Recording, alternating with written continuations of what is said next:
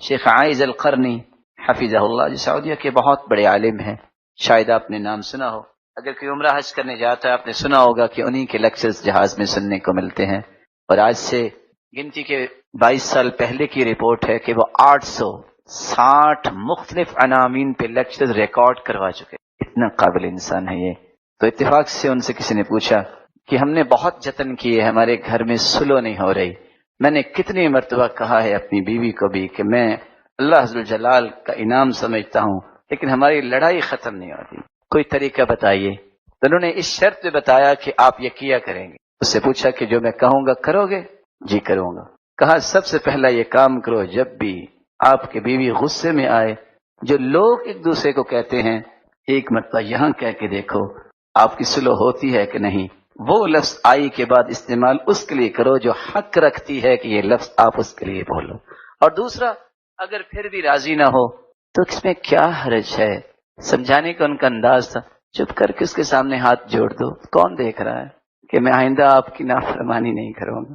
اور ساتھ تیسری بات یہ کہو اس کو ان باب التوبۃ مفتوح، دروازہ توبہ کا کھلا ہے، وسأتوب الی اللہ، میں اللہ سے بھی توبہ کروں گا، تمہاری لڑائی ختم ہو جائے گی۔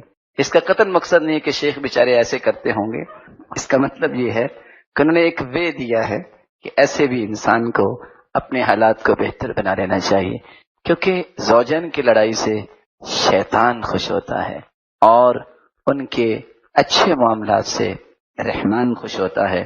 عورت کے اندر اگر بصیرت ہو تو بڑے بڑے مسائل کو کنٹرول کر سکتی ہے۔ خالد بن یزید اتفاق سے ان کی طبیعت میں گرمی تھی، اور رملہ بنت زبیر رضی اللہ تعالی عنہ ان کی بیوی تھی۔ ایک دن خالد رضی اللہ تعالیٰ عنہ گھر میں آئے اور ان نے گفتگو کی اور وہ خاموشی سے بیٹھی رہی۔ خالد بن یزید کو اور غصہ آ گیا، کہتے اس لیے خاموشی سے بیٹھی ہو کہ میں غلط کہہ رہا ہوں، یا اس لیے بیٹھی ہو خاموشی سے کہ آپ میری شکایت کرو گی اپنے بھائیوں کو؟ کیا جواب تھا رملہ بنت زبیر کا؟ دو جواب دیے، فابتسمت، مسکرائی، پہلا جواب ہو گیا نا، اور یہ جلتی پہ پانی ڈالنے والی بات۔ دوسرا کیا کہا؟ لا ھذا ولا ذاک، نہ اس لیے خاموش ہوں کہ آپ نے غلط کہا، نہ اس لیے خاموش ہوں کہ میں آپ کی شکایت لگانا چاہتی ہوں، انما نحن ریاحین للشم والضم، ہم تو پھول ہیں، ہمیں تو اللہ نے پھول بنائے اور پھولوں سے تو خوشبو لی جاتی ہے اور ان کے ساتھ انسان ریلیکس ہوتا ہے۔ ما لنا وللدخول بین الرجال، مردوں کی باتوں میں انوالو ہونا ہماری تو ذمہ داری نہیں۔ 24 سال تک زندہ رہے لیکن دوبارہ غصہ کرنے کی ضرورت پیش نہیں آئی، اور اتفاق سے کچھ واقعات سچے ہوتے ہیں اور ان میں بڑی عبرتیں ہوتی ہیں۔ ایک آدمی نے جب اس طرح کی احادیث سنی کہ گھر والوں سے انسان کو اچھا برتاؤ کرنا چاہیے تو اپنی بیوی کو لے کے نکلا، صرف اس کے دل میں سرور پیدا کرنے کے لیے، اور نکلا رات کی تاریکی بھی اور چاند چمک رہا تھا، تو ویسے پوچھتا ہے ارأیت القمر، چاند دیکھ رہی ہو؟ قالت نعم، بیوی بھی نیک تھی، قالت نعم ما احلاها، دیکھ رہی ہو اور کتنا ہی اچھا ہے، اور اس نے فوراً کیا لفظ بولا؟ انت احلا من القمر، تم اس چاند سے بھی اچھی ہو۔ اس نے جواب کیا دیا؟ لا بل انت، میں نہیں بلکہ آپ۔ یہ تو ہوا دل میں سرور اس نے بھی پیدا کر دیا، اس نے پیدا کر دیا۔ ایک دوسرا جوڑا جب اس نے یہ سنا کہ اس نے یہ کہا ہے تو وہ بھی اپنی بیوی کو لے کے باہر نکلا، پوچھتا ہے ارأیت القمر، کیا تو نے چاند کو دیکھا؟ تو اس نے جواب کیا دیا؟ اتظننی عمیا، تم مجھے اندھا سمجھتے ہو؟ آپ یہ بتائیے ایسا جواب دینے والی عورت اپنی زندگی میں سکون کیسے حاصل کر؟ اس لیے عورت کا بصیرت کا جواب جو ہے بڑے بڑے مسائل کو کنٹرول کر لیتا ہے۔ اتفاق سے فاطمہ رضی اللہ تعالیٰ عنہ کے ساتھ ایک دن کو بات ہوگی، تو بجائے کو بات کہنے کی علی رضی اللہ تعالیٰ عنہ گھر سے نکلی اور مسجد میں جا کے سو گئے۔ سسر بھی ہوں تو ایسے سرتاج رسول صلی اللہ علیہ وسلم تشریف لائے، پوچھا این ابن عمک، تیرے چچا کا بیٹا کہاں ہے فاطمہ؟ کہ اللہ کے رسول گھر آئے تھے، اس طرح بات ہوئی چلے گئے، دیکھا تو علی رضی اللہ تعالیٰ عنہ لیٹے ہوئے ہیں اور آپ کے جسم پہ مٹی لگی ہوئی ہے، اور رسول اللہ صلی اللہ علیہ وسلم مٹی صاف کر رہے ہیں اور کہہ رہے ہیں قم یا ابا تراب، قم یا ابا تراب، اے ابو تراب اٹھو۔ کہا اللہ کے رسول آج کے بعد آپ کو میری طرف سے کوئی بات نہیں پہنچے۔ لیکن جب گھر پہنچے اب زوجین ہیں تو صرف فاطمہ رضی اللہ تعالی عنہا کو چیک کرنے کے لیے کیا کہتے ہیں؟ ان النساء شیاطین خلقن لنا فاعوذ باللہ من شر الشیاطین، یہ عورتیں تو ہمارے لیے شیطان اللہ نے پیدا کر دی ہیں، ہم اللہ کی پناہ میں آتی ہیں عورتوں سے۔ کیا ہی جواب تھا فاطمہ رضی اللہ تعالی عنہ کا، فرمایا لا ان النساء ریاحین خلقن لکم، عورتیں تو پھول ہیں جو اللہ نے تمہارے لیے پیدا کیے، وکلکم تمشی شید الریاحین، ہر شخص پھول توڑنے کے لیے ہر وقت تیار رہتا ہے، کیونکہ اس میں زندگی میں اس کو سکون ملتا ہے۔ تو عورت کی بصیرت جو ہے یہ انسان کے لیے بہت بڑی نعمت ہے۔ کون سے ایسے نکاح جس کو اسلام نے ناجائز قرار دے دیا اور صحیح طریقہ پیش کیا؟ عائشہ رضی اللہ تعالی عنہ روایت کرتی ہیں کہ اسلام جب آیا ان النکاح فی الجاہلیہ کان علی 4 انحاء، 4 قسم کے نکاح جاہلیت میں ہوتے تھے۔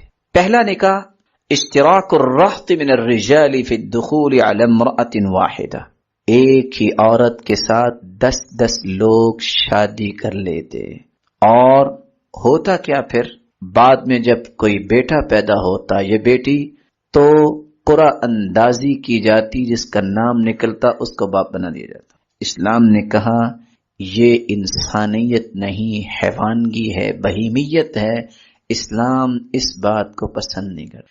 نکاح کی دوسری شکل یہ تھی، لوگ بہادری جو ہے اس کو بڑا پسند کرتے، پہلوانی کو بہت پسند کرتے، جنگجو بننا بڑا پسند کرتے۔ تو جہالت ایسی تھی کہ اپنی بیوی کو خامد کہتا استبضعی من فلاں پہلوان کے گھر چلی جاؤ، اس وقت تک تم نے واپس نہیں آنا، اللہ رب العزت ہم سب کو محفوظ فرمائے کہ جب تک تم امید نہ ہو جاؤ۔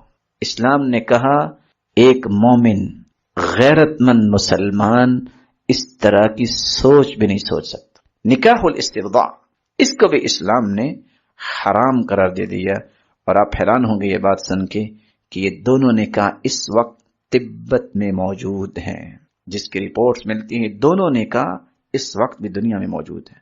نکاح کا تیسرا طریقہ جو اسلام سے پہلے تھا، نکاح الرایات، السفاح بالبغاء العلنی، کچھ عورتوں نے اپنے مکان کی چھت پہ جھنڈے لگائے ہوتے، جو بھی ان کے پاس آنا چاہتا ان کو کھلی اجازت تھی، اور یہ اس کو بھی نکاح ہی سمجھتے تھے۔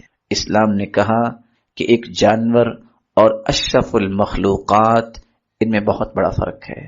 انسان سے بڑھ کے کوئی اشرف نہیں، لیکن انسان اشرف المخلوقات اس وقت بنتا ہے جب اس کی سوچ میں شرف اور بزرگی آتی ہے، بلندی آتی ہے۔ اسلام نے اس کو بھی حرام قرار دے دیا۔ نکاح کا چوتھا طریقہ نکاح الخدن، اتخاذ الاخدان، خفیہ دوستیاں لگا لینی اور اسی کو ہی شادی کہہ دینا، جس کو آج عشق کا نام دیا جاتا ہے۔ نسأل اللہ السلامت والعافیہ، اللہ رب العزت ہم سب کو، ہماری اولادوں کو بھی محفوظ فرمائے۔ قرآن مجید میں جہاں ان عورتوں کا تذکرہ ہے ماں سے شادی نہیں کر سکتے، بہن سے شادی نہیں کر سکتے، بیٹی سے شادی نہیں کر سکتے، جو شادی شدہ عورتیں ہیں ان سے شادی نہیں کر سکتے، وہاں قرآن کیا کہتا ہے؟ وَلَا مُتَّخِذَاتِ أَخْدَانٍ، ایسی عورتوں سے بھی شادی نہیں کی جا سکتی جو چپکے سے دوست بنانے والی ہیں، وہ اس قابل نہیں کہ ان سے شادی کی جائے۔ شریعت نے اس کو بھی حرام قرار دے دیا، بلکہ عائشہ رضی اللہ تعالی عنہ فرماتی ہیں لعن اللہ المختفیہ والمختفیۃ، لعنت ہے اس مرد پر اور اس عورت پر جو خفیہ طریقے سے اس طرح تعلق چھوڑتی ہیں، اور لعنت ہے اس مرد پر اور اس عورت پر جو کفن چرانے والے ہیں۔ رسول اللہ صلی اللہ علیہ وسلم نے ان چاروں نکاحوں کو حرام قرار دے دیا۔ ابتدائی اسلام میں اجازت تھی، پھر بعد میں نکاح متعہ کو بھی حرام قرار دے دیا گیا۔ رسول اللہ صلی اللہ علیہ وسلم نے فرمایا انی کنت اذنت لکم فی الاستمتاع الا وان اللہ حرمها الى یوم القیامہ، میں نے پہلے تمہیں اجازت دی تھی، اب قیامت کے دن تک نکاح متعہ حرام ہے۔ ایک مرتبہ نہیں، 6 مرتبہ اس کی حرمت نازل ہوئی رسول اللہ صلی اللہ علیہ وسلم کی زبان اطہر سے، اور فرمایا لعن اللہ الزواقین والذواقات، اس حکم کے آ جانے کے بعد بھی جو نکاح متعہ کرے، لعنت ہے ایسے شخص پر، مرد پر اور عورت پر۔ الزواقین، جو اپنے آپ کو اس طرح تلذذ میں لے جانے والے ہیں، مرد یا عورتیں۔ رسول اللہ صلی اللہ علیہ وسلم نے فرمایا حرم النکاح المتعہ، نکاح اسلامی جب آ گیا ہے اس نے متعے کو حرام قرار دے دیا ہے۔ نہا رسول اللہ صلی اللہ علیہ وسلم عن المتعہ، اللہ کے رسول صلی اللہ علیہ وسلم نے متع سے منع کر دیا.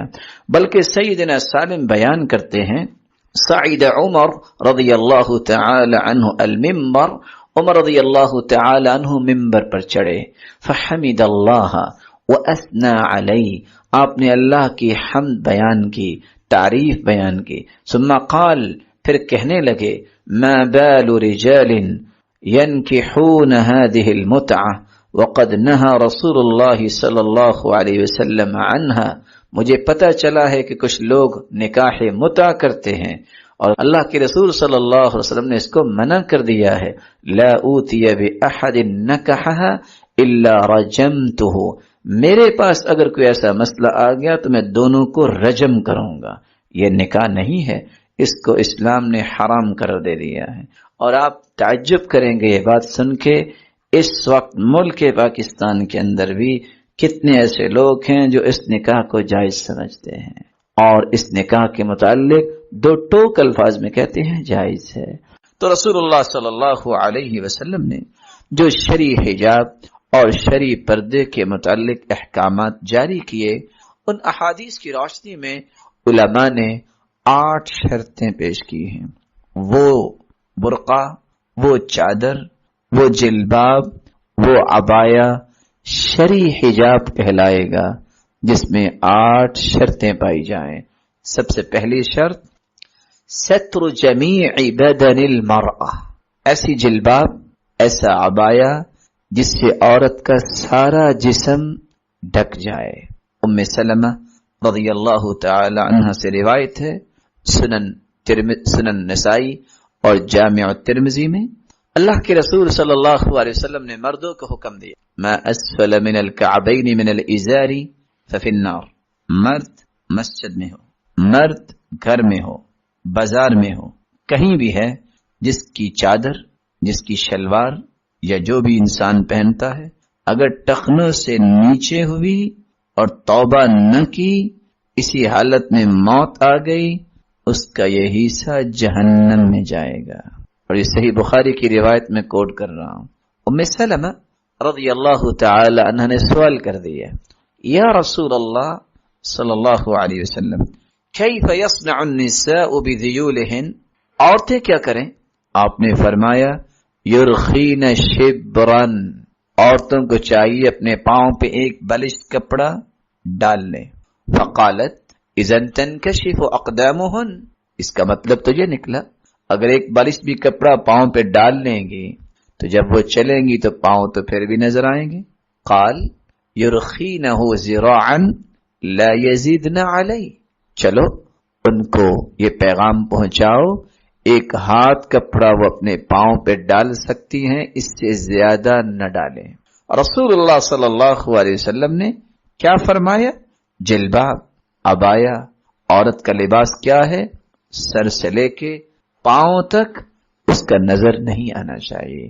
دوسری شرط اللہ یکون الحجاب فی نفسہ زینہ، اللہ یکون الحجاب فی نفسہ زینہ. دوسری شرط حجاب اس لیے ہے کہ زینت عورت کی چھپ جائے، اور اگر چادر یا عبایا یا برقع ہی اتنا مزرقش ہے، منقش ہے، وہ خود زینت ہے، ہدف ختم ہو گیا. یہ حجاب تو اس لیے ہے کہ عورت کی زینت چھپے، اور اگر برقع ہی باعث زینت بن جائے، اس پہ ہی کڑھائی اتنی کروائی گئی ہے، اس پہ ہی اس طرح کی ڈیزائننگ کروا لی گئی ہے جو خود جاذب نظر ہے، تو حجاب کا تو اصل مقصد فوت ہو گیا. قرآن مجید میں اللہ فرماتے ہیں وَلَا يُبْدِينَ زِينَتَهُنَّ، عورتوں کو چاہیے کہ وہ زینت کو ظاہر نہ کریں. جب ایک نہیں دسیوں ڈیزائن برقعے پہ ہوں گے، کون سا پردہ ہے؟ وہ تو خود باعث زینت بن گیا. تیسری شرط ان یکون صفیقا ثخینا لا یشف، ایسے کپڑے سے عبایا بنایا جائے، جلباب جو صفیق ہو، موٹا ہو، جس سے عورت کے جسم کے خد و خان نظر نہ آئے. اسامہ رضی اللہ تعالی عنہ، ام سلمہ رضی اللہ تعالی عنہ فرماتی ہے رسول اللہ صلی اللہ علیہ وسلم نے فرمایا رب کاسیۃ فی الدنیا عاریۃ فی الآخرہ، کتنی عورتیں دنیا میں لباس تو پہنتی ہیں لیکن پھر بھی ان کے جسم کے اعضاء نظر آتے ہیں. قیامت کا دن ہوگا، ان کو عذاب کیا دیا جائے گا. ساری دنیا کو جو جنت میں جائیں گی خلعت فاخرہ پہنائی جائیں گی، یہ عورت اللہ کے عذاب میں کیسے ہوگی؟ اس کو بے لباس کر دیا جائے گا. عاریۃ فی الآخرہ، اور یہ صحیح بخاری کی 115 نمبر روایت ہے. اس لیے ایسا عبایا، ایسی چادر جس سے جسم کے خد و خال نظر آئیں، وہ شرعی حجاب نہیں ہے. چوتھی شرط، ان یکون فضفاضا واسعا غیر ضیق. عورت کا لباس، عورت کا عبایا اور جلباب ٹائٹ نہیں ہونی چاہیے، اتنی کھلی ہو کہ کسی کو عورت کے خد و خال نظر نہ آئے. رسول اللہ صلی اللہ علیہ وسلم کے صحابی اسامہ بن زید رضی اللہ تعالی عنہ فرماتے ہیں، کسانی رسول اللہ صلی اللہ علیہ وسلم قبطیہ کثیفہ. مجھے اللہ کے رسول صلی اللہ علیہ وسلم نے ایک قبطی چادر تحفے کے طور پہ دی، اور وہ کچھ باریک تھی. مما اہداها له فکسوتها امرأتی، میں نے وہ چادر لی اور میں نے اپنی بیوی کو گفٹ کر دی. فقال لی رسول اللہ صلی اللہ علیہ وسلم ما لک لم تلبس قبطیہ. ایک دن سرتاج رسول صلی اللہ علیہ وسلم اس سے پوچھتے ہیں، یہ بتاؤ تم وہ چادر جو میں نے تمہیں تحفہ دیا تھا تم نے کبھی پہنی نہیں؟ اسامہ بن زید رضی اللہ تعالیٰ عنہ فرماتے ہیں، قلت یا رسول اللہ صلی اللہ علیہ وسلم کسوتها امرأتی، میں نے وہ اپنی بیوی کو پہنا دی. فقال رسول اللہ صلی اللہ علیہ وسلم مرها فلتجعل تحتها غلالة، فوراً جاؤ اس کو حکم دو وہ اکیلی چادر وہ لباس نہ پہنے جب تک اس کے نیچے غلالہ نہ پہنے. آج اس کو شمیز کا نام دیا جاتا ہے. کیوں؟ فإنی اخاف ان تصف حجم عظامها، مجھے خوف ہے کہ کہیں اس کے ہڈیوں کا حجم لوگوں کو، عورتوں کو نظر نہ آئے. تو ایسا عبایا، ایسے جلباب، ایسا لباس کسی عورت کے لیے جائز نہیں. اور آپ تعجب کریں گے، مسلمان جب قرآن و سنت سے دور ہوتا ہے تو پھر فخر کس بات پہ کرتا ہے؟ اس بات پہ جو معاشرے نے اس کو رنگ دیا ہوتا ہے. ٹائٹ لباس کسی مومنہ عورت کی شان نہیں، باریک لباس کسی مومنہ عورت کی شان نہیں. یہ تو ان لوگوں کا کام ہے جن کے اندر ایمان نہیں ہوتا. اور عائشہ رضی اللہ تعالی عنہ نے سچ کہا، ان کنتن مؤمنات، اگر تو مومنہ عورتیں ہو تو یہ فلیس ھذا بلباس المؤمنات، تو مومنہ عورتوں کا یہ لباس نہیں. اور یہاں رک کے ایک اور بات بھی میں کہنا چاہوں گا، مومنہ اور منافقہ عورت میں فرق کیا ہے؟ المؤمنہ تتزین لزوجها، مومنہ عورت سج دج کرتی ہے تو اپنے خاوند کے لیے. والمنافقہ تتزین لغیرہ، اور منافقہ عورت اپنے خاوند کے لیے نہیں لوگوں کے لیے زیب و زینت اختیار کرتی. ایک عورت کو سوچنا ہے کہ میں اس وقت ایمان کے دائرے میں ہوں یا کہ ایمان کے دائرے سے نکل چکی. اور سوچنے کی بات بھی یہ ہے کہ ایک عورت جس کو اللہ تعالیٰ نے مال بھی دیا ہے، جس کو اللہ تعالیٰ نے جمال بھی دیا ہے، یہ کس لیے ہے؟ اس لیے کہ اس کی حفاظت کی جائے. آج انسان کے پاس ڈالرز ہو اس کو لاکر میں رکھواتا ہے، اس کو کتنے احتیاط سے رکھتا ہے. کیا قیمت ہے ڈالرز کی؟ کیا قیمت ہے یورو کی؟ اللہ کے رسول فرماتے ہیں کہ کائنات میں سب سے مہنگی چیز نیک عورت ہے، اور اس کے لیے کوئی لاکر نہیں ہے، اس کے لیے کوئی احتیاط نہیں ہے، اس کو اجازت کی بھی ضرورت نہیں ہے، اور اس کو پردے کی بھی ضرورت نہیں ہے. آخر کیوں؟ جب انسان کے ایمان میں کمی ہوتی ہے تو پھر اس طرح کے حیلے اور بہانے پیش کرتا ہے.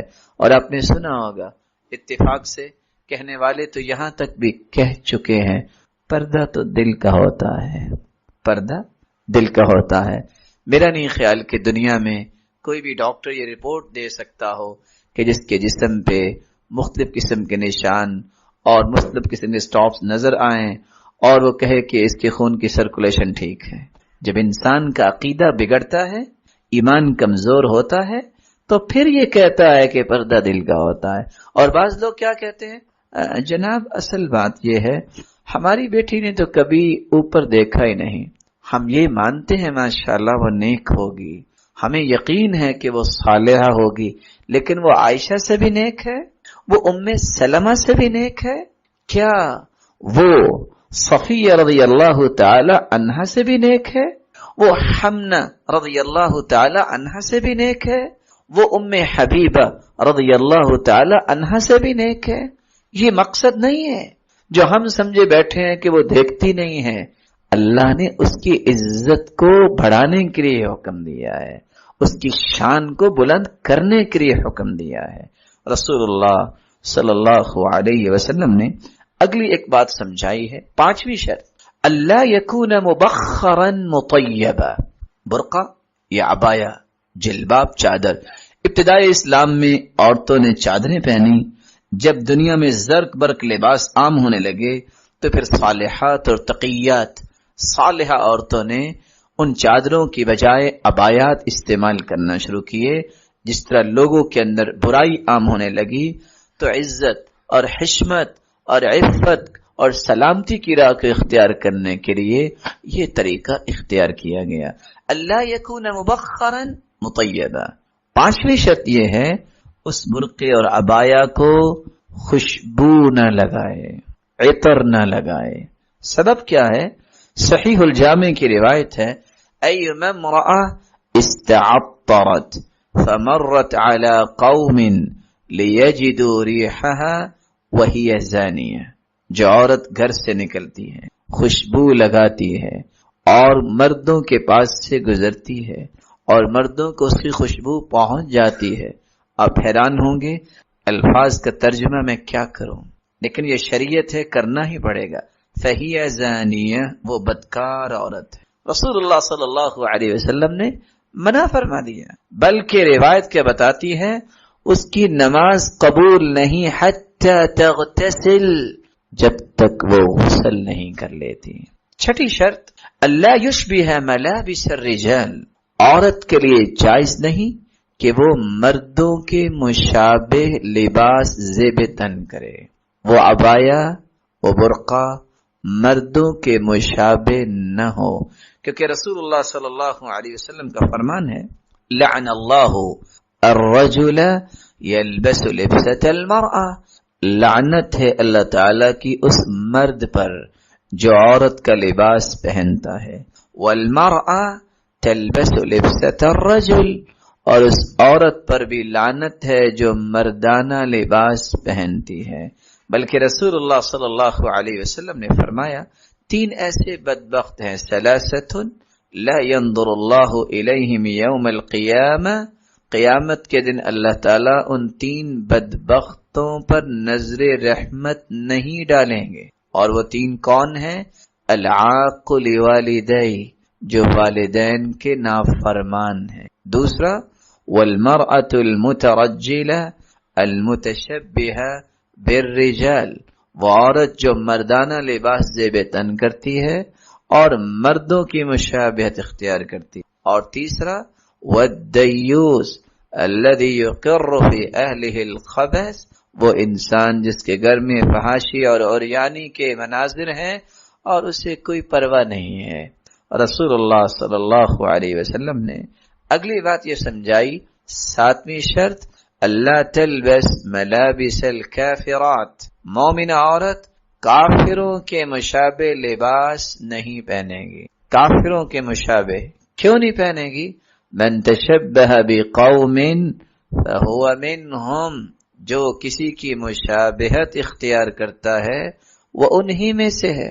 اور دوسری روایت میں آتا ہے وحشر معہم یوم القیامہ، دنیا میں جس سے انسان مشابہت کرتا ہے انہی کے ساتھ اٹھایا جائے گا. بلکہ رسول اللہ صلی اللہ علیہ وسلم کے صحابی عبداللہ ابن عمر رضی اللہ تعالیٰ عنہ بیان کرتے ہیں، رأى رسول اللہ صلی اللہ علیہ وسلم علی ثوبین معصفرین، میرے اوپر 2 زرد رنگ کی چادریں رسول اللہ صلی اللہ علیہ وسلم نے دیکھی. فقال ان هذه من ثياب الكفار، یہ کافروں کا لباس ہے، فلا تلبسها، اس کو مت پہنیے گا۔ کہا اللہ کے رسول میں اس کو دھو کے رنگ اتار دوں؟ قال لا، نہیں، بل احرقهما، ان کو جلا دو۔ تو کافروں سے مشابہ لباس نہ مرد پہن سکتا ہے نہ عورتیں پہن سکتی ہیں۔ اور یہاں رک کے ایک اور بات سمجھ لیجیے، کچھ لوگوں کا یہ کہنا ہے آج کل یہ بنطلون جس کو عربی زبان میں کہتے ہیں، یہ پینٹ کیا یہ پہننی چاہیے کہ نہیں پہننی چاہیے؟ اس کے بارے میں بھی انسان کے ذہن میں ایک بات ہونی چاہیے۔ اگر تو ایک انسان اس لیے پینٹ پہنتا ہے کہ مسٹر ڈگلس ہرڈ نے پہنی ہے اور اوباما نے پہنی ہے تو یہ شرعاً جائز نہیں، کیونکہ کافر سے متاثر ہو کے پہنی ہے۔ مومن متاثر نہیں ہوتا، مؤثر ہوتا ہے۔ اگر تو مشابہت کے لیے پہنی، متاثر ہو کے پہنی، تو پھر یہ پہننا شرعاً جائز نہیں۔ دوسری بات، اگر وہ اتنی ٹائٹ ہے کہ انسانی جسم کے خد و خال نظر آتے ہیں تو ٹائٹ لباس یہ مومنوں کا لباس نہیں۔ اگر یہ دو پہلو ہیں تو پھر تو اس کو یہ لباس نہیں پہننا چاہیے۔ اور اگر کام کاج کے لیے وہ پہننا چاہتا ہے کہ میں اپنے کام میں آسانی ہو، تو سب سے پہلے ترکیہ کے مسلمانوں نے یہ لباس پہننا۔ آپ یہ آفس میں جاتے وقت یا ویسے بھی آپ پہننا چاہتے ہیں تو آپ پہ کوئی قدغن نہیں۔ قدغن اس وقت آئے گی جب آپ کافروں سے متاثر ہو کے پہنیں گے، یا آپ کافروں سے مشابہت کرتے ہوئے پہنیں گے، یا اپنے سطر کا بھی خیال نہیں کریں گے اور اس طرح اس کو پہنیں گے کہ آپ کے جسم کے خد و خال نظر آ رہے ہیں، تو یہ شرعی حدود کو تجاوز کرنا ہے۔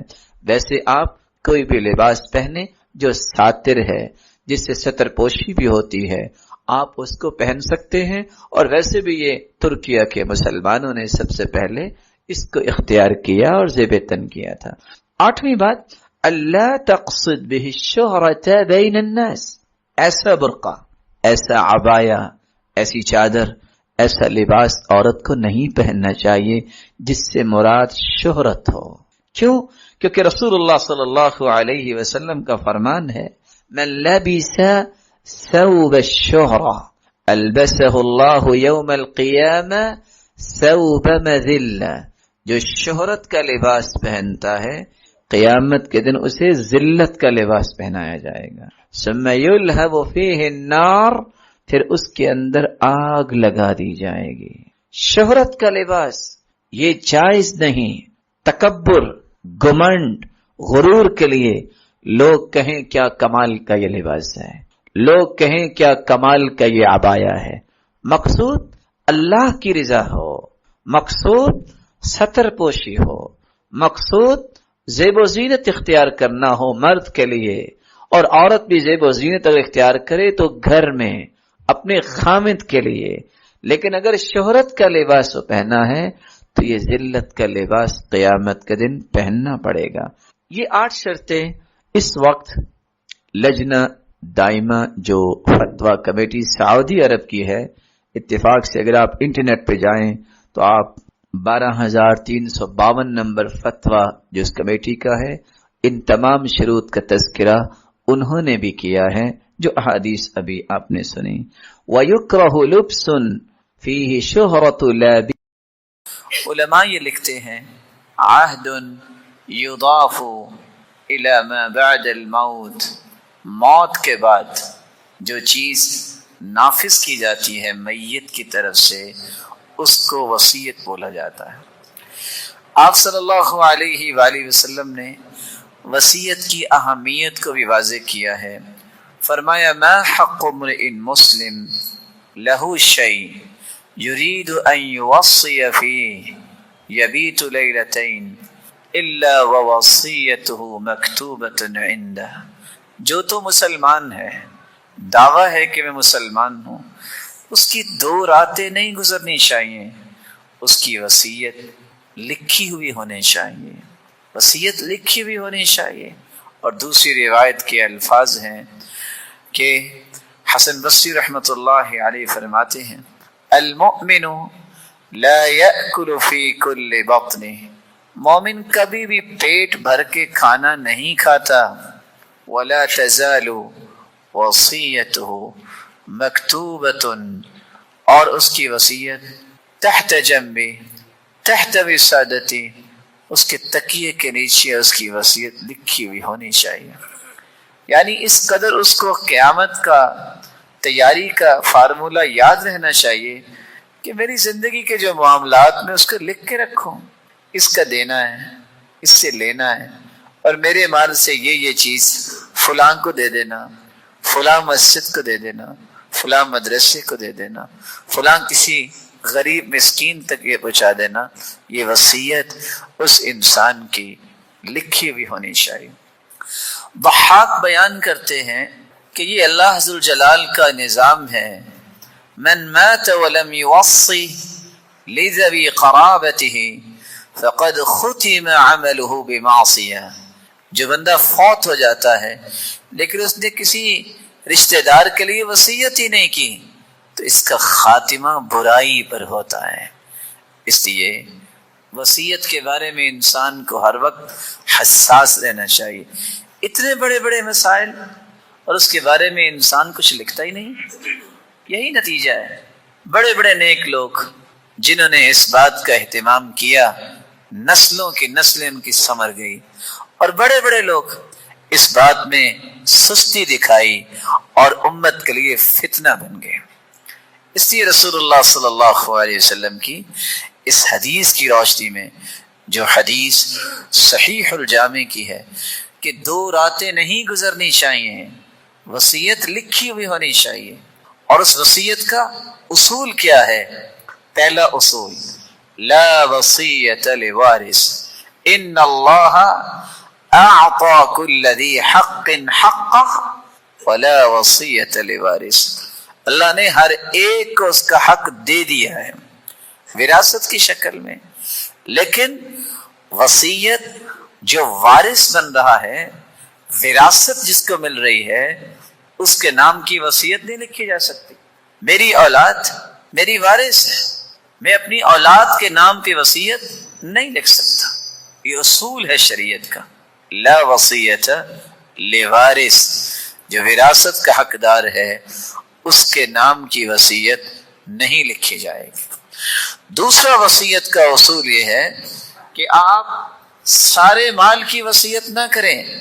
والثلث کثیر، 1/3، 1/3 اپنے پورے مال کا 1/3 حصہ صرف وصیت کر سکتے ہیں. اس سے زیادہ آپ کو وصیت نہیں کرنی چاہیے، کیونکہ آپ صلی اللہ علیہ وآلہ وسلم نے فرمایا کہ ثلث یہ بھی زیادہ ہے. آپ صلی اللہ علیہ وآلہ وسلم نے تیسرا اصول یہ بیان کیا ہے، وصیت جس کا نفاذ موت کے بعد ہوتا ہے. اور قرآن کہتا ہے من بعد وصیت یوصی بها او دین. انسان جب فوت ہو جائے تو سب سے پہلا کام کیا کرتے ہیں؟ اس کی وصیت کو نافذ کرتے ہیں، اس کے قرض کو ادا کرتے ہیں. پھر جو باقی مال بچتا ہے اس کو کہتے ہیں ترکہ، چھوڑا ہوا مال، المال المتروک. یہ ورثہ ہے، یہ وراثت ہے، اس کو تقسیم کیا جاتا ہے. لیکن کیسے تقسیم کیا جاتا ہے؟ جیسے اللہ نے تقسیم کیا ہے. اللہ کی تقسیم سے بڑھ کر کسی کی تقسیم نہیں ہو سکتی. تو اس وصیت کو نافذ کرنا یہ ایک شرعی ذمہ داری ہے. قرض کو ادا کرنا یہ ایک شرعی ذمہ داری ہے. وَدَيْنُ اللَّهِ أَحَقُّ أَن يُقْضَى. جس طرح دنیا سے قرض انسان لیتا ہے اسے واپس کرنا چاہیے، اللہ کا قرض زیادہ حق رکھتا ہے کہ اسے جلدی ادا کیا جائے. آپ صلی اللہ علیہ وآلہ وسلم نے یہاں تک فرمایا جو شخص وصیت میں ظلم کرتا ہے، روایت کے الفاظ ہیں 70 سال کو عبادت کرتا ہے، ثم جار فی وصیتی، اپنی وصیت میں ظلم کرتا ہے، زیادتی کرتا ہے، دخل النار، یہ جہنم میں جائے گا. وَإِن كَانَ فِي هَذَا الْحَدِيثِ مَقَالٌ عِنْدَ الْبَعْضِ. کتنی خطورت کی بات ہے کہ بندہ 70 سال کی عبادت کے بعد اگر وہ وصیت میں ظلم کرتا ہے تو اس کی بخشش کے مسائل بن جاتے ہیں. اس لیے رسول اللہ صلی اللہ علیہ وآلہ وسلم نے یہ بات بھی سمجھا دی اگر آپ زندگی میں اپنے بیٹے کو گفٹ دیتے ہیں یہ وصیت شمار نہیں ہوگی. میں نے تو کہا تھا جی دے دیں، نہیں، اگر آپ نے کہا ہے دے دیں تو پھر اولاد کو برابر دیں، کسی ایک کو نہیں. 4 سے 6 سے 8 بیٹے اور بیٹیاں ہیں، زندگی کے اندر گفٹ، تحفہ، ہدیہ، اس کا اصول یہ ہے بیٹے اور بیٹی کو برابر دیا جاتا ہے. رسول اکرم صلی اللہ علیہ وسلم کے صحابی جن کا نام نعمان بن بشیر ہے، بشیر نے اپنی بیوی امرہ بنت عبد الرحمن سے مشورہ کیا، میں نعمان کو تحفہ دینا چاہتا ہوں، اور یہ 2 بہن بھائی ہیں، امیہ اور نعمان. اس نے کہا ٹھیک ہے، لیکن میں اس وقت تک راضی نہیں ہوں گی جب تک اس کے گواہ اللہ کے رسول نہیں بنیں گے. بطور گواہ اس تحفے کے اللہ کے رسول کو بنایا جائے. دونوں میاں بیوی اللہ کے رسول کے پاس تشریف لائے اور آ کے کہا کہ ہم اپنے بیٹے کو یہ دینا چاہتے ہیں، یہ زمین کا ٹکڑا، یہ زمین اس کے نام لگوانا چاہتے ہیں. تو آپ صلی اللہ علیہ وآلہ وسلم نے جن اصول و ضوابط کی روشنی میں تربیت فرمائی ان میں سے ایک اصول یہ بھی تھا کہ صحابہ کرام کبھی بھی اپنی قوت، اپنی صلاحیت، اپنے مال، اپنی طاقت، اپنے حسن، اپنے حسب و نسب پر ناز نہیں کرتے تھے، بلکہ اپنی جملہ ضروریات کا رخ کرتے تھے تو اللہ ذوالجلال کی طرف کرتے تھے. ان کو یہ بات سمجھائی جا چکی تھی کہ اللہ ذوالجلال کی رحمت کے بغیر نہ قیامت کو بخشش ہو سکتی ہے، نہ دنیا میں ہی کوئی کام ہو سکتا ہے. رسول اللہ صلی اللہ علیہ وسلم نے فرمایا لن يدخل احدكم الجنة بعمله، تم میں سے کوئی شخص بھی اپنے عمل کی بدولت جنت نہیں جائے گا. قیل یا رسول اللہ صلی اللہ علیہ وسلم ولا انت، اے اللہ کے پیارے پیغمبر آپ بھی؟ قال ولا انا الا ان يتغمدني الله برحمته، میں بھی اپنے عمل کی وجہ سے نہیں، اللہ ذوالجلال کی رحمت نہ ہوگی تو میں بھی جنت میں اللہ کی رحمت کے بغیر نہیں جا سکتا. ثقۃ، یقین کر لیجئے، جس طرح آخرت کا معاملہ اللہ کی رحمت کے بغیر ممکن نہیں کہ حل ہو جائے، جہنم سے انسان بچ جائے، جنت میں چلا جائے، دنیا کی ہر قسم کی آفتوں سے بچنا بھی نہ انسانی صلاحیت کی وجہ سے، نہ انسانی قابلیت کی وجہ سے، نہ اس کی ریسرچ کی وجہ سے، اور نہ ہی انسان کی طاقت کی وجہ سے، نہ ہی اس کی پلاننگ کی وجہ سے ہے، صرف اور صرف اللہ ذوالجلال کی رحمت ہوتی ہے. اگر کسی کی اولاد نیک ہے تو مت سمجھے کہ میں بہت بڑا مربی ہوں، مت سمجھے کہ میں نے تو بہت کوششیں کی ہیں. ذرا سوچ لیجئے سیدنا نوح علیہ السلام نے کو کم کوشش کی ہوگی، دعائیں بھی کی، کوشش بھی کی، لیکن اللہ ذوالجلال کے جو فیصلے ہیں وہ نافذ ہوا کرتے ہیں. لا يسأل عما يفعل وهم يسألون، اللہ ذوالجلال سے کوئی بھی سوال کرنے کی جرت نہیں کر سکتا، لیکن قیامت کے دن یہ سب اللہ ذوالجلال کے سامنے مسئول ہوں گے، ان سے پوچھا جائے گا. کلکم راع وکلکم مسئول عن رعیتی، تم سب کے سب ذمہ دار ہو اور ہر ایک سے اس کی ذمہ داری کے بارے میں پوچھا جائے گا. الامام راع وهو مسئول عن رعیتی، حکمران ذمہ دار ہے، اس کی رعایا کے بارے میں اس سے سوال کیا جائے گا. والرجل راع فی اہل بیتی، ایک انسان اپنے گھر والوں کا ذمہ دار ہے، قیامت کے دن اس سے اس ذمہ داری کے بارے میں سوال کیا جائے گا. والمرأة راعیة فی بیت زوجها، عورت اپنے خامد کے گھر کی ذمہ دار ہے اور اس سے بھی قیامت کے دن اس کی پوچھ گچھ کی جائے گی.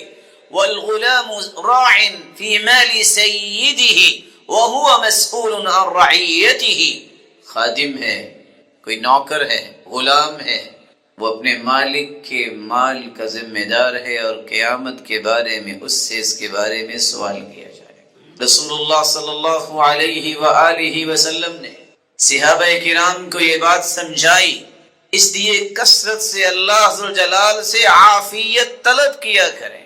عافیت، معافات، یہ ایک بہت بڑی نعمت کا نام ہے. والنعمت کل ما ينتفع به ويستلذ، نعمت اس کو کہتے ہیں جس کا نفع انسان کو دنیا میں بھی ملے اور آخرت میں بھی ملے. جس سے انسان کی زندگی باعث لذت بن جائے اور اخروی زندگی میں بھی لذتوں کا مستحق ٹھہرایا جائے، اس کو کہتے ہیں یہ رجل منعم، یہ ہے جس کو اللہ ذو الجلال نے نعمتوں سے نواز رکھا ہے۔ کیسے نعمت ہے؟ رسول اللہ صلی اللہ علیہ وسلم نے فرمایا من اصبح منکم آمنا فی سربی معافى في بدني عنده قوت يومي فكأنما حيزت له الدنيا بحذافيرها۔ جو شخص اپنے گھر میں امن کے ساتھ رہتا ہے، کس طرح کا امن؟ ایک امن یہ ہے کہ شیطان اس پہ شکنجے نہیں گاڑتا، ذکر و اذکار کرتا ہے، قرآن مجید کی تلاوت کرتا ہے، شیاطین سے بچنے کے لیے نمازوں کی پابندی کے بعد تو شیطانوں سے امن حاصل کرنے کے لیے اس گھر کو اللہ کے ذکر کے ساتھ قلعہ بنا لیتا ہے۔ آمناً فی سربی، گھر محفوظ ہے، دشمن نہیں پہنچ سکتا، اس کو زحمت ہوتی ہے، چار دیواری موجود ہے، گھر موجود ہے کہ جس میں وہ سکون سے آرام کر سکے، اپنے کام کاج کے بعد اپنی عبادت اور اپنے معمولات کو جاری رکھ سکے۔ آمناً فی سربی، صرف اس کو ہی امن نہیں، اس کے اہل و عیال، اس کی اولاد، اس کے مال و دولت محفوظ ہیں، اور وہ صبح سکون سے اٹھتا ہے، اللہ کی عبادت کرتا ہے، سارے دن کے معمولات کو گزارنے کے بعد دوبارہ پھر اپنے گھر لوٹتا ہے، سکون سے سو جاتا ہے۔ آمناً فی سربی، جس کو یہ چیز میسر ہے، معافی فی بدنی، اس کے جسم میں کوئی ایسی بیماری نہیں کہ جو اس کو لاغر کر دے، جو اس کو گھائل کر دے۔ انسانی زندگی خوشیوں کا مجموعہ ہے، جہاں وہاں کبھی تکلیف بھی آتی ہے، لیکن ایسی بیماری جس سے اس کی خوشیاں مقدر نہ ہو جائیں۔ عندہ قوت یومی، صرف ایک دن کا کھانا اس کے پاس موجود، امن ہے، کوئی بڑی بیماری نہیں، ایک دن کا کھانا اس کے پاس موجود ہے۔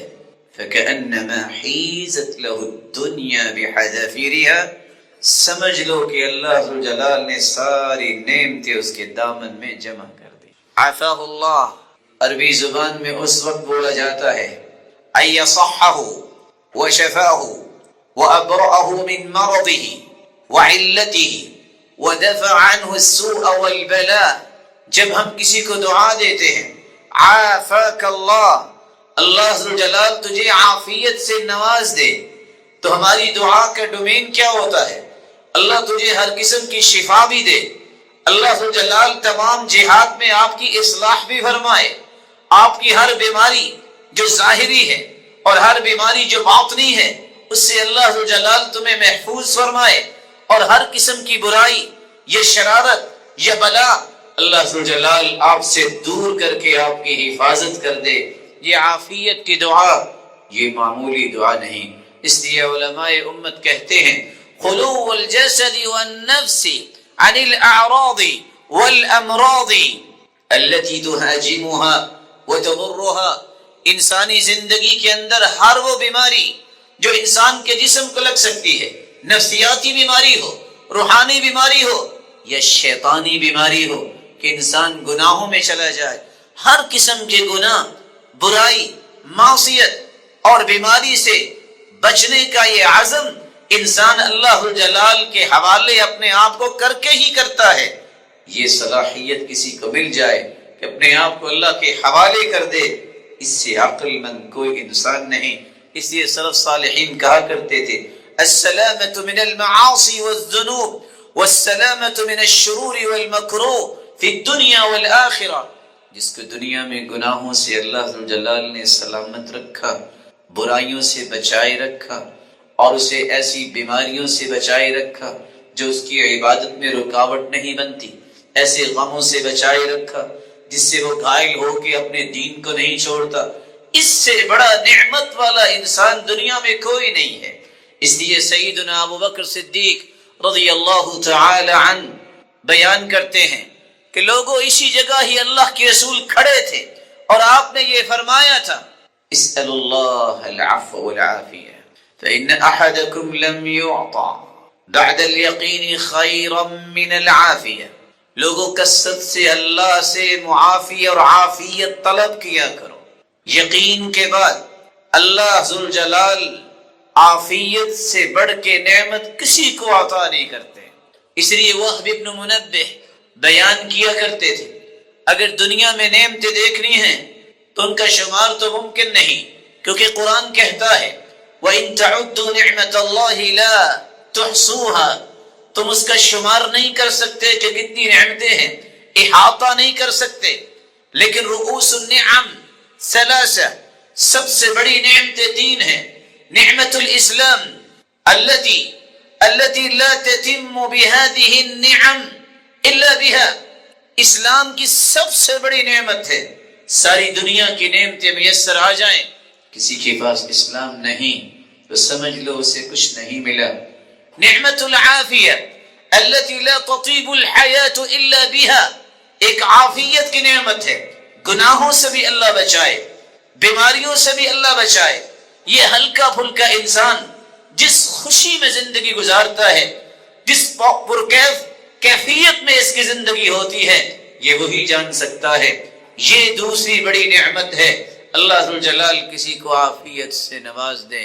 وَنِعْمَةُ الْعَيْشِ الَّذِي لَا يَتِمُّ بِهَا الْعَيْشِ لَا يَتِمُّ إِلَّا بِهَا الْعَيْشِ، اور ایک غنا کہ اتنا انسان کے پاس مال ہو، نہ اتنا زیادہ کہ طغیانی میں چلا جائے، اور نہ اتنا کم کہ لوگوں کے سامنے کشکول گدائی لے کر پہنچ جائے. اللہ کے رسول صلی اللہ علیہ وآلہ وسلم نے اس لیے فرمایا ان نعمتوں کی قدر کیا کرو. قید النعم بالشکر. سیدنا عمر رضی اللہ تعالی عنہ فرمایا کرتے تھے نعمتوں کو اپنے پاس رکھنا ہے، اس کا ایک بڑا آسان ایک نسخہ ہے، شکر کیا کرو، یہ نعمتیں تم سے دور نہیں جائیں گی. اور اللہ ذوالجلال نے یہ اعلان بھی کیا ہے کہ اگر تم نعمتوں کا شکر ادا کرو گے تو میں اور بھی عطا کروں گا، اور اگر تم نے اس کا انکار کیا، نہ شکری کی، اس کو بیان نہ کیا، تو پہلی بھی چھین جانے کا خطرہ ہے. رسول اللہ صلی اللہ علیہ وسلم نے ایک اور طریقہ بھی بتایا. ان اللہ اذا انعم رجلا بنعمه، اللہ ذوالجلال جب کسی کو نعمتوں سے نواز دیتے ہیں، اگر وہ ان نعمتوں کے ذریعے دنیا کو فائدہ دیتا ہے تو اللہ اس کے پاس رکھتے ہیں.